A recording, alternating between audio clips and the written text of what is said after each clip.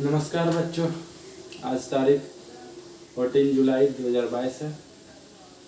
तो पिछले क्लास में हमने पढ़ा था कि फ्रांस में राष्ट्रवाद की अवधारणा और फ्रांस में राष्ट्रवाद हम पढ़ चुके हैं। हमारा पहला चैप्टर चल रहा है जिसका नाम है यूरोप में राष्ट्रवाद का उदय।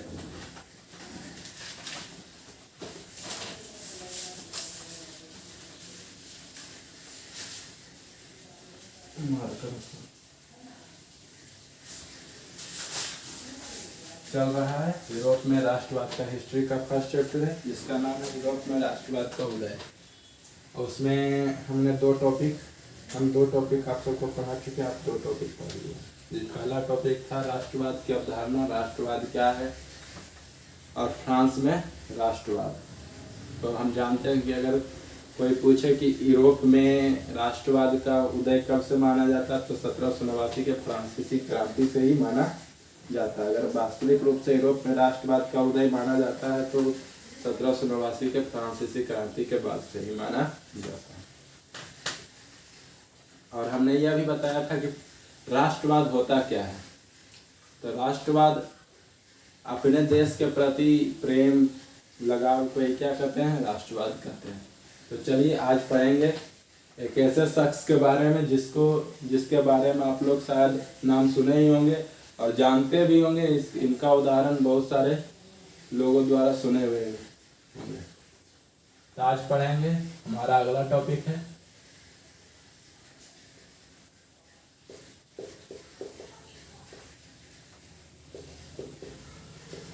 राष्ट्रवाद के प्रसार में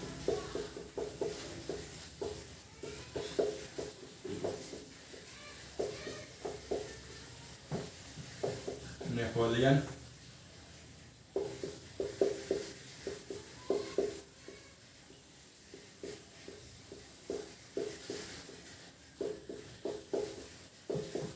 योगदान।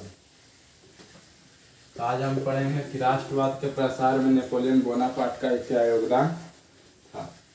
मतलब मुख्य रूप से नेपोलियन बोनापार्ट के बारे में पढ़ेंगे और उसने राष्ट्रवाद को कैसे फैलाया, फ्रांस से दूसरे यूरोप के दूसरे राष्ट्रों तक कैसे फैलाया, किस तरह। तो पहले हम जान लेते हैं नेपोलियन बोनापार्ट के कुछ जीवनी के बारे में कि उनका जन्म कब हुआ, कहाँ हुआ, उनके माता पिता कौन थे, वो फ्रांस के सम्राट कब बने। तो नेपोलियन बोनापार्ट के बारे में सबसे पहले उनका जन्म जानते हैं। तो नेपोलियन बोनापार्ट का जन्म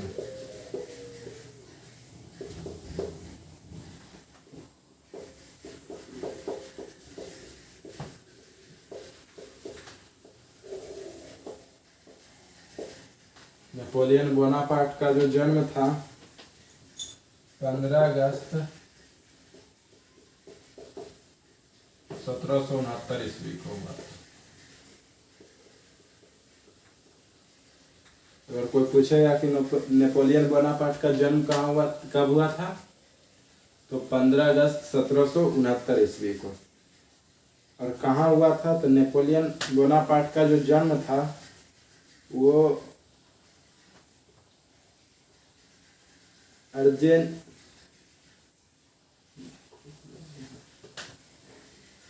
अर्जेंसियो में, मतलब थोड़ा सा मिस्टेक हो गया। नेपोलियन बोनापार्ट का जो जन्म हुआ था 15 अगस्त 1769 ईस्वी को अर्जेंसियो में। अर्जेंसियो एक फ्रांस में ही है, जगह का नाम है अर्जेंसियो। तो वहाँ ही हुआ था। और इनकी मृत्यु, और जो इसकी मृत्यु है 5 मई 1821 ईस्वी को हुई थी। तो नेपोलियन बोनापार्ट का जन्म 15 अगस्त 1769 ईस्वी को हुआ था और मृत्यु 5 मई 1821 ईस्वी को हुई थी। समझ गए। जन्म मृत्यु के बारे में तो हम लोग जान गए।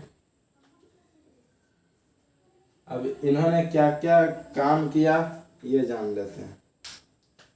तो चलिए ध्यान पूर्वक सुनिएगा। हम पढ़ रहे हैं हिस्ट्री क्लास 10th का हिस्ट्री, जिसमें हम आपको पढ़ा रहे हैं पहला चैप्टर यूरोप में राष्ट्रवाद का उदय। राष्ट्रवाद के उदय में हमने अभी तक 2 क्लास किए हैं, जिसमें पहला हमने बताया कि राष्ट्रवाद क्या है, और फ्रांस में राष्ट्रवाद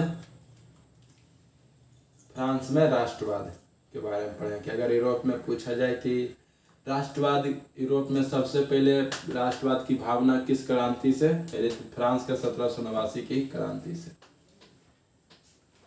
अब हम पढ़ेंगे कि राष्ट्रवाद के प्रसार में नेपोलियन बोनापार्ट का क्या योगदान था। तो पहले नेपोलियन बोनापार्ट के बारे में कुछ जान लेते हैं कि आखिर नेपोलियन बोनापार्ट कौन थे।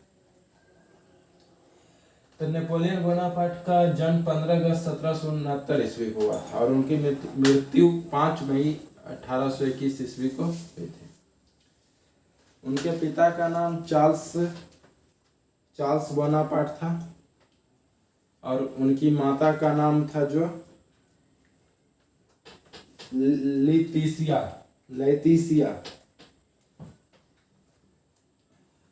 उनके पिता का नाम चार्ल्स बोनापार्ट और उनकी माता का नाम लेटिसिया था। उनके पिता एक कुलीन वर्ग से थे, मतलब कि हम बता चुके थे पिछले क्लास में कि फ्रांस में पूरे फ्रांस को 3 स्टेट में बांट दिया गया था। प्रथम स्टेट मतलब पहले पादरी आते थे प्रथम स्टेट में, फिर द्वितीय स्टेट में कुलीन वर्ग और तृतीय स्टेट में सर्वसाधारण वर्ग के लोग आते थे। जब क्रांति हुई तो एक वर्ग और उभर कर सामने आया जो कहलाया मध्यम वर्ग, जिसमें पढ़े लिखे शिक्षित लोग आते थे, जिसमें शिक्षक, वकील, डॉक्टर, ये इंजीनियर सब इसमें आ जाते थे। तो शिक्षित मध्यम वर्ग के लोगों में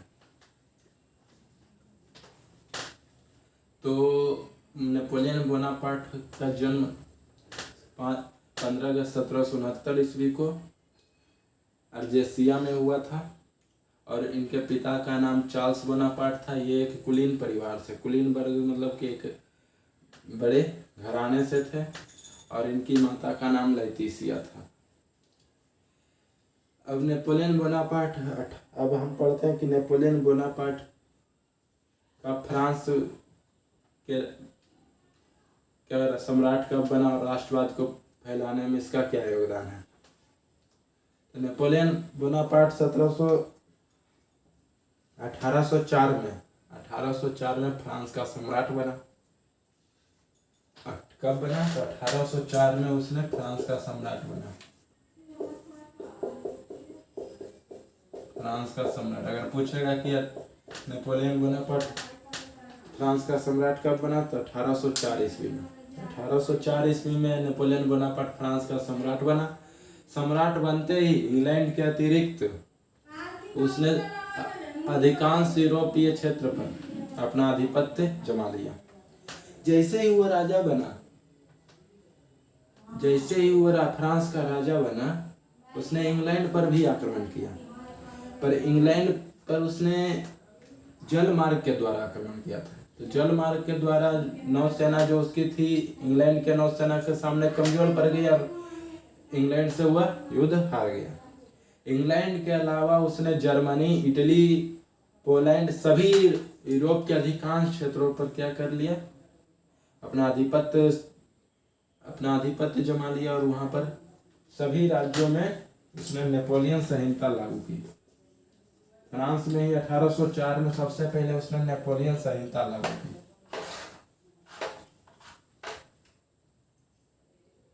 फ्रांस में ही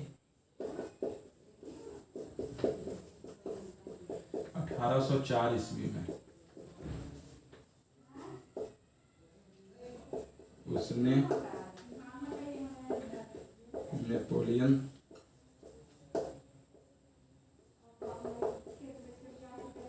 संहिता लागू की, जिसे नागरिक संहिता भी कहा जाता है। नेपोलियन संहिता को ही क्या, नागरिक संहिता।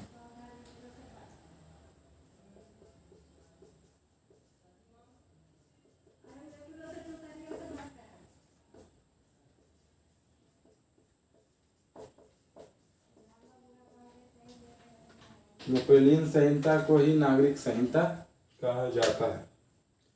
1804 में वो सम्राट बना और सम्राट बनते ही, फ्रांस का सम्राट बनते ही उसने, बहुत गर्मी है बच्चों, आपके लिए देखे तो कितना मेहनत करना पड़ता है। इतना गर्मी होने के बावजूद पंखा बंद करके आपके लिए आपको पढ़ाते हैं, इसलिए क्योंकि पंखा चलने से पंखा का आवाज़ के कारण डिस्टर्ब होगा, वॉइस डिस्टर्ब होगा तो आपको फिर सुनने में डिस्टर्बेंस होगा। तो जब हम आप सब के लिए इतना मेहनत कर रहे हैं तो आप सब भी हम सबको थोड़ा सा सपोर्ट कीजिए। चैनल पर नए आए हैं तो चैनल को सब्सक्राइब जरूर कीजिएगा और इस वीडियो को ज़्यादा से ज़्यादा लोगों तक शेयर कीजिए कि और से ज़्यादा लोग इसको पढ़ सकें, क्योंकि भारत में अभी भी ऐसे बहुत सारे लोग हैं जिनको अच्छी शिक्षा नहीं मिल पा रही है। वजह उनके पास पढ़ने के लिए पैसे नहीं हैं। बहुत सारे ऐसे घर हैं जिनके पास पढ़ने के लिए पैसे नहीं होते हैं, जो पैसे के कमी कारण पढ़ नहीं पाते। तो इस वीडियो को शेयर कीजिए कि उन्हें फ्री में अच्छी शिक्षा मिल सके, और वीडियो पसंद आए तो लाइक जरूर कीजिएगा। तो चलिए आगे देखते हैं। फ्रांस में 1804 में उसने, नेपोलियन फ्रांस का सम्राट कब बना था तो 1804 ईस्वी में, और सम्राट बनते ही फ्रांस में उसने नेपोलियन संहिता लागू किया, जिसे नागरिक संहिता कहा जाता है। अब समझते हैं कि नेपोलियन संहिता क्या है और नागरिक संहिता। तो नेपोलियन संहिता के अंतर्गत की जो पहले था कि फ्रांस में अब राजा के बेटा जन्म लिया तो वो भी राजा बन गया। जन्म से जो अधिकार था उसे समाप्त कर दिया गया। जन्म से जो अधिकार प्राप्त थे उसे क्या कर दिया गया, समाप्त कर दिया गया, और योग्यता के आधार पर योग्यता के आधार पर पद दिए जाने लगे कि जिसकी जैसी योग्यता है उसे वैसा पद मिलेगा, ओहदा मिलेगा। इसलिए जन्म अधिकार क्या कर दिया, समाप्त कर दिया कि जन्म से जो अधिकार मिलता है वो उसकी समाप्ति कर दिया। मेन रूप से यही था नेपोलियन संहिता, नागरिक संहिता में, जिसे देखते नहीं है कि अब पहले के राजा क्या थे कि अब बाबर, जैसे मुगल साम्राज्य में बाबर राजा बना, फिर बाबर मरा तो उसका बेटा हुमायूं बना, हुमायूं मरा तो उसका बेटा अकबर बना, अकबर मतलब कि वो जो जन्म लिया उत्तराधिकारी हो गया।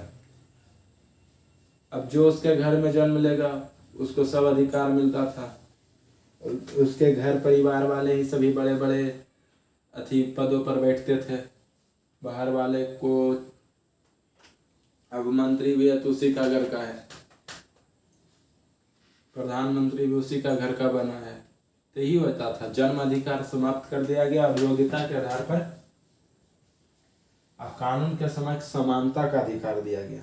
एक बात और, नेपोलियन संहिता या नागरिक संहिता में जन्माधिकार को समाप्त कर कानून के समक्ष समानता के, मतलब कानून के समक्ष जो है सभी समान है, कानून किसी में भेदभाव नहीं करेगा। तो यही था।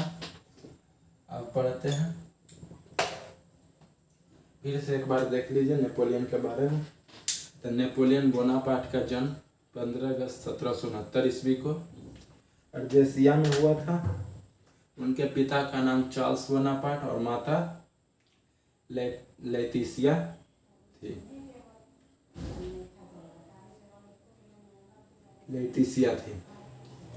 नेपोलियन बोनापार्ट 1804 में फ्रांस का सम्राट बना।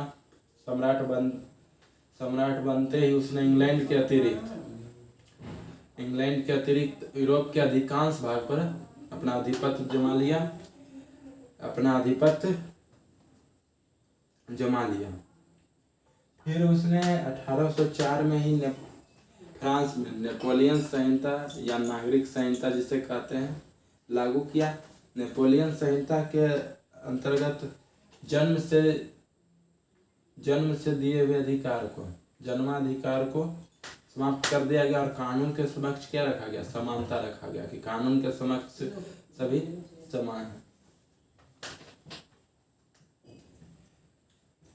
फिर उसने इटली में, जर्मनी में नेपोलियन ने जर्मनी में राइन संघ की स्थापना की। राइन संघ की स्थापना की और इटली में सिसलपाइन गणराज्य। एक मिनट।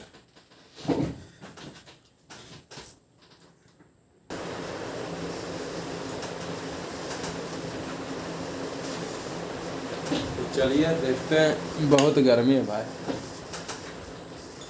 बहुत ज़्यादा गर्मी है। सोचिए तो आप सबके लिए इतना गर्मी में आप लोग को पढ़ा रहे हैं।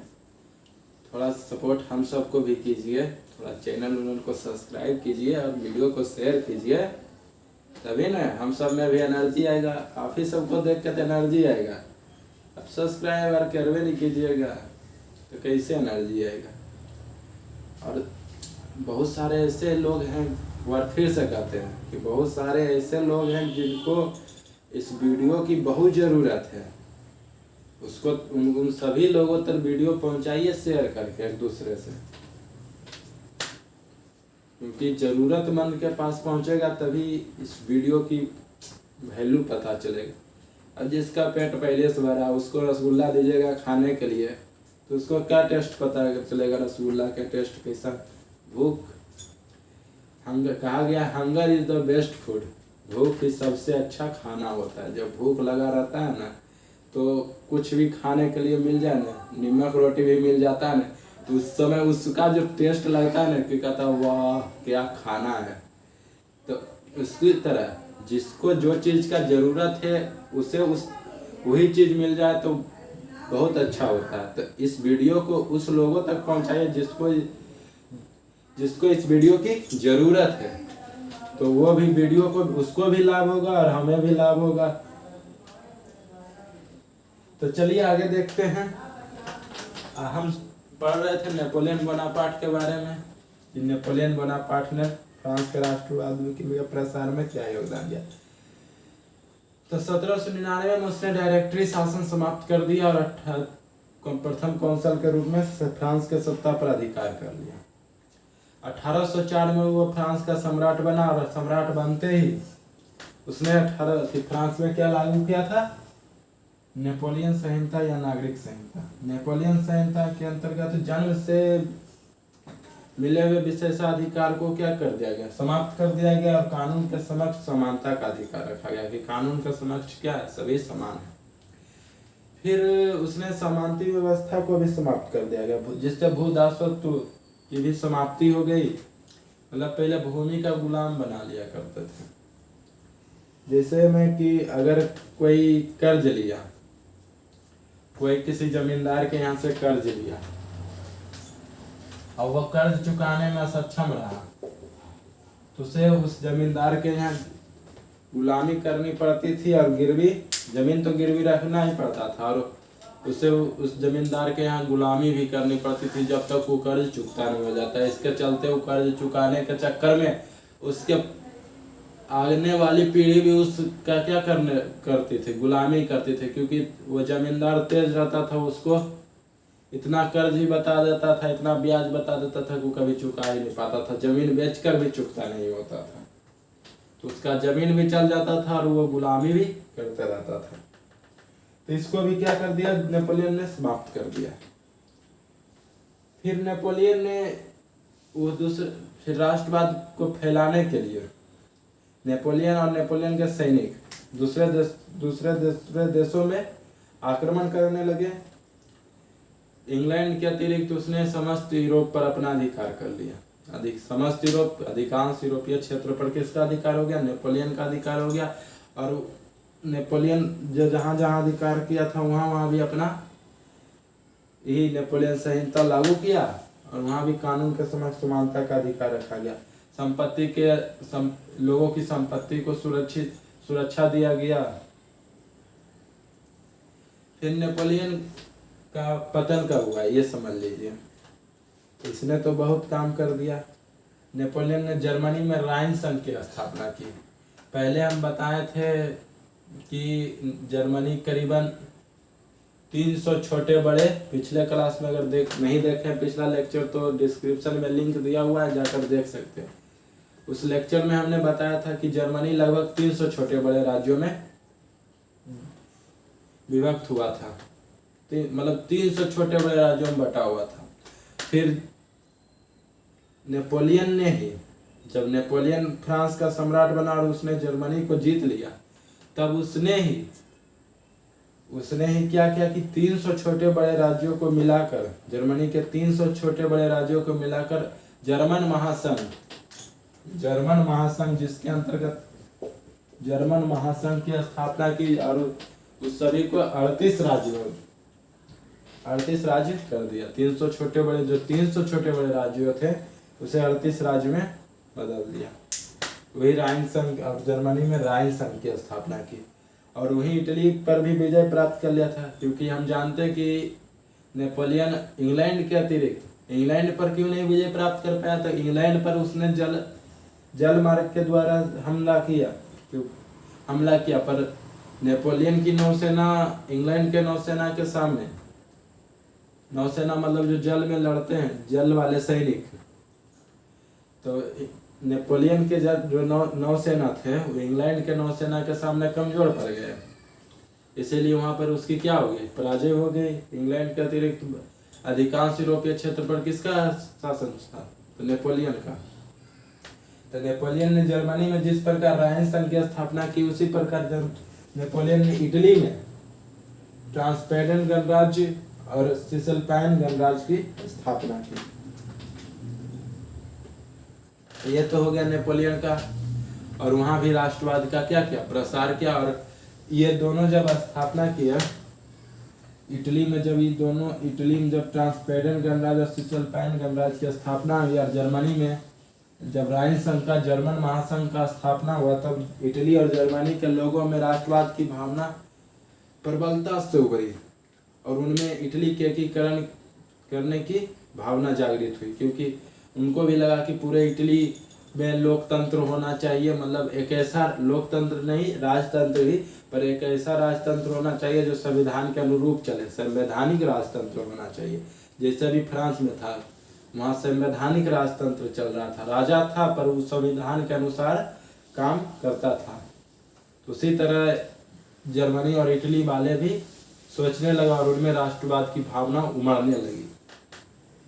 अब हम नेपोलियन के पतन के बारे में जानते हैं। तो नेपोलियन का पतन 1815 में वियना कांग्रेस से, वो ऑस्ट्रिया से पराजित हो गया था। 1815 में वियना कांग्रेस, जिसे वियना सम्मेलन कहते हैं। इसका हम नेक्स्ट क्लास में चर्चा करेंगे। अभी जान लेते हैं कि इसका पतन का मुख्य कारण क्या है। तो नेपोलियन के पतन का प्रमुख कारण ये माना जाता है कि नेपोलियन के जो सैनिक थे वह एक सैनिक आधारित, नेपोलियन का जो मतलब शासन व्यवस्था था वह एक सैनिक आधारित व्यवस्था था। नेपोलियन जो था, जो सभी अपने सैनिक का बात ज्यादा मानता था, मतलब उस सैनिक पर ही वो हर चीज को, और सभी प्रशासनिक व्यवस्था पर ध्यान नहीं देता था और किसी के बात को नहीं सुनता था। वो सब समझता था कि सब चीज युद्ध लड़कर ही जीत सकते हैं, ये संभव नहीं था। और वो सैनिक पर ज्यादा जोर देता था। और उनके सैनिकों के बीच में क्या हुआ कि राष्ट्रवाद की भावना धीरे धीरे अपने देश के प्रति, अपने राजा के प्रति उसकी लगाव प्रेम घटने लगा। इसका मुख्य कारण यह था कि जिस वक्त नेपोलियन फ्रांस का सम्राट बना था, उस समय वह वहाँ के ही सैनिक थे, फ्रांस के ही सैनिक थे, जिनमें उनमें एक अलग उमंग था अपने देश के प्रति कुछ करने की, अपने राष्ट्रवाद को फैलाने के दूसरे देशों में। तो उनमें राष्ट्रवाद, अपने देश के प्रति प्रेम प्यार था। जब नेपोलियन जर्मनी, इटली, पोलैंड जैसे देशों पर विजय प्राप्त किया, तो वहाँ के नागरिकों को भी सेना में भर्ती करने लगा। जब वहाँ के नागरिक भी सेना में भर्ती होने लगे, तब उसके सेना में तो बहुत सारे देश के सैनिक बहाल होने लगे। तो उसमें देश के प्रति, अब किसी एक देश के प्रति तो राष्ट्रवाद की भावना रहेगी नहीं। अब बहुत सारे लोग हैं तो सबको अपने अपने देश के प्रति राष्ट्रवाद की भावना रहेगी, ऐसे में उसका सेना का मनोबल कमजोर होने लगा और राजा के प्रति विश्वास भी कमजोर होने लगा। इससे उसका एक प्रमुख कारण माना जाता है, नेपोलियन की बोनापार्ट का पतन का एक प्रमुख कारण माना जाता है।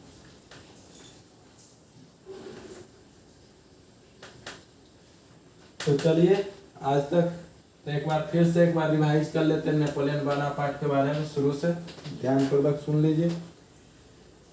नेपोलियन बोनापार्ट का जन्म 15 अगस्त 1791 ईस्वी को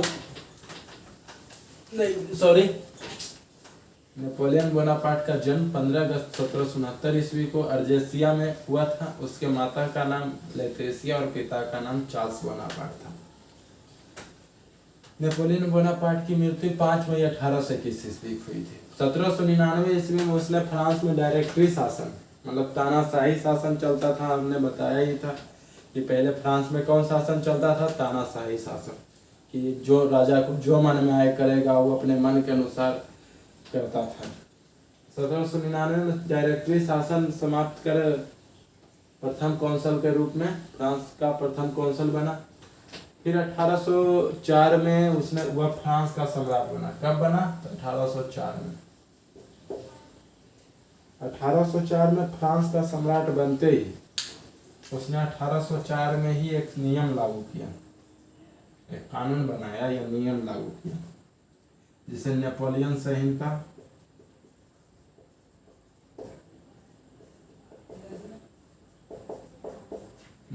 संहिता या नागरिक संहिता कहा जाता है। तो इस कानून के तहत नेपोलियन संहिता या नागरिक संहिता के तहत जन्म से जो विशेषाधिकार मिलते थे, जन्म होने के पश्चात जो लोगों को जन्म से ही विशेषाधिकार मिलते थे, उसको समाप्त कर दिया गया और कानून के समक्ष समानता का अधिकार अपनाया गया। बराबर समान मापतोल की पद्धति अपनाई गई। कानून के समक्ष सभी क्या है? समान है। फिर उसने 1804 में फ्रांस के सम्राट बनते ही इंग्लैंड के अतिरिक्त अधिकांश यूरोपीय क्षेत्रों पर क्या कर लिया? अपना आधिपत्य जमा लिया। ऑस्ट्रिया, इटली सभी पर अपना आधिपत्य कर लिया। फिर उसने इटली में ट्रांसपेरेंट गणराज्य और सिसलपाइन गणराज्य की स्थापना कर इटली के लोगों के मन में राष्ट्रवाद की भावना को क्या किया? बढ़ावा दिया और इटली के लोगों में इटली के एकीकरण के प्रति जागृत हुए। और जर्मनी जो 300 छोटे बड़े राज्यों में विभक्त था, उसे जर्मन महासंघ स्थापित करके 38 राज्यों में कर दिया। जर्मनी को टोटल कितने राज्यों में कर दिया? 38 राज्यों में। 38 राज्यों में कर दिया। फिर उसने 38 राज्यों में कर दिया। तो यही सब है नेपोलियन के बारे में, हम सब जान गए हैं। अब लगता नहीं है कि आप नेपोलियन के बारे में अगर लिखने आएगा तो आपसे कुछ छूटेगा या आप 5-6 लाइन उसके बारे में नहीं लिख सकते। आराम से लिख लीजिएगा। अगर नहीं होता तो एक बार इस वीडियो को और देख लीजिएगा तो और ज़्यादा समझ। ऐसा बहुत बार होता है कि एक बार में हम बहुत चीज़ नहीं समझते हैं, तो एक उसको दोबारा देखें तो उससे और ज़्यादा समझ में आता है। तो थैंक यू दोस्तों। अगर नए हैं तो चैनल को सब्सक्राइब जरूर कीजिए। हम तो यही बोलेंगे कि सब्सक्राइब कीजिए, शेयर कीजिए और वीडियो को उन लोगों तक पहुंचाए जिसको इसकी ज़रूरत है, क्योंकि जिसको इसकी ज़रूरत है वही इसका वैल्यू भी समझ सकते हैं। और हमारा भी लाभ तभी होगा जब आपको ज्ञान प्राप्त हो, आप कुछ सीखेंगे। अगर आप कुछ नहीं सीखते तो हमारे पढ़ाने से क्या फ़ायदा है? कुछ फ़ायदा नहीं है। तो कमेंट जरूर कीजिएगा, अच्छा लगे या ख़राब लगे कमेंट कीजिएगा और बताइएगा क्या अच्छा लगा और क्या ख़राब लगा। इसलिए कमेंट करना ना भूलें। कोई भी परेशानी हो कमेंट कीजिए, हम उस परेशानी को दूर करने का जल्द से जल्द प्रयास करेंगे। थैंक यू, धन्यवाद। जय हिंद, जय भारत।